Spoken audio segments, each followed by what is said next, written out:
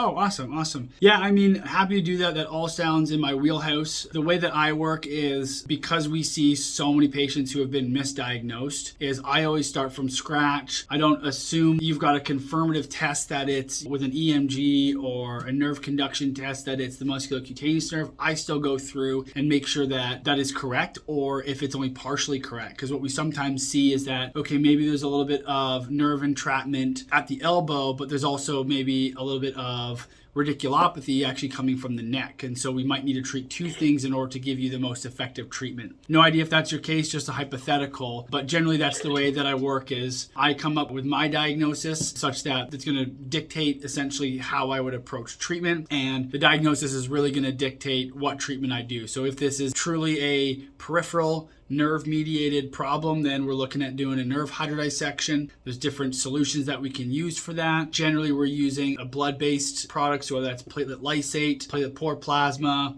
A2M, different things like that. Sometimes we'll do bone marrow or adipose, depending on severity and financially what the patient is able to do. And then we'll also look at the potential underlying reason for why that nerve entrapment could be there. So a potential is instability in a particular joint is actually causing some fascial changes and some densification of the fascia that could result in that nerve entrapment. And so that's where we would look at doing our more prolotherapy type approaches. And generally we're still using PRP and things like that for that.